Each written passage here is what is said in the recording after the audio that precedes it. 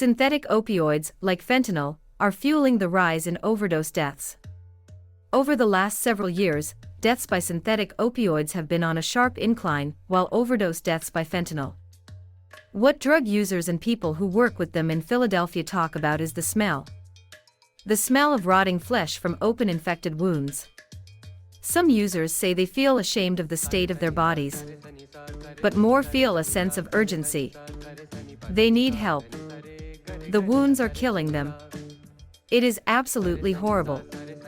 That's the reality, though, said James Sherman, known as Sherm around Philadelphia's Kensington neighborhood, where he once used drugs, and where he now tries to help those still on the streets.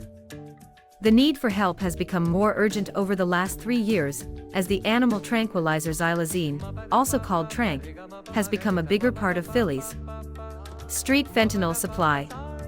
Xylazine can cause large wounds that won't heal, no matter where you inject it, and they can appear even if you snort it or smoke it.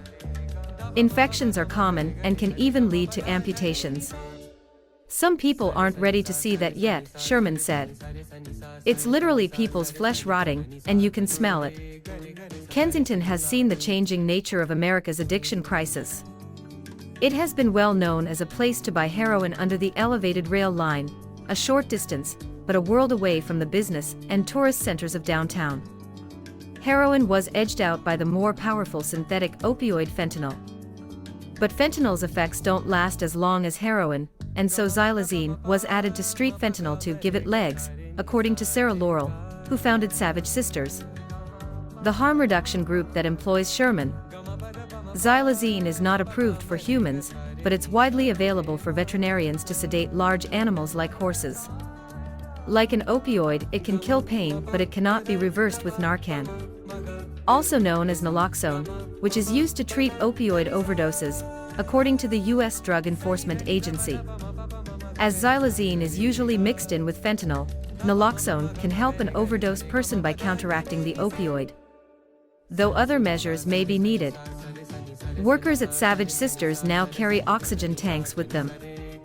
The drug has side effects like tranq walk, where people seem unaware of their surroundings, along with sores and wounds. Tranq made its mark on Philadelphia's street drugs about 3 years ago. That's when doctors, users and those who try to help them saw a difference. Synthetic opioids, like fentanyl, are fueling the rise in overdose deaths. Over the last several years, deaths by synthetic opioids have been on a sharp incline, while overdose deaths by heroin have dropped off. Drug overdose deaths per 100,000 U.S. residents, 2001 to 2021. Nobody was coming to Kensington to buy tranq, they were coming to get heroin, said Laurel of the Savage Sisters group. You don't go to your drug dealer and say, "Do you have a nutrition label with this?" You get what you get, and you don't get upset. And whatever you get, you eventually feel a physical compulsion to do, she said. Kensington, now the fentanyl supply has adulterants to xylazine, is in 9 out of 10 samples of lab-tested dope in Philadelphia. Infections from intravenous drug use. What is intravenous drug use?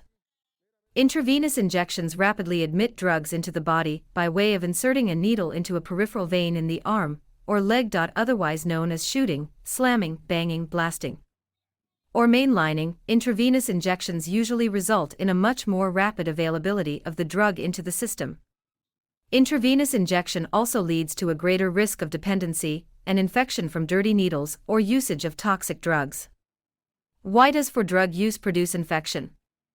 When it comes to for drug use and infection, there are many factors to consider.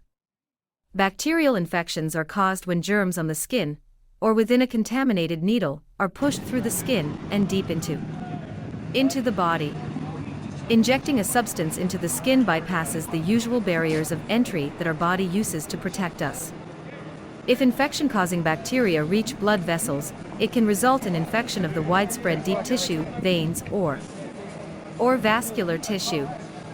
Those who inject subcutaneously or engage in skin popping are at higher risk of developing infected blisters, subcutaneous abscesses, or pustules when users share needles or other injecting paraphernalia. Bloodborne infections like HIV and hepatitis C are common. Wow. Those who live in poor conditions and engage in intravenous drug use usually have a lack of hygiene, and poor nutritional habits that contribute to the risk of getting other infections from shooting up, such as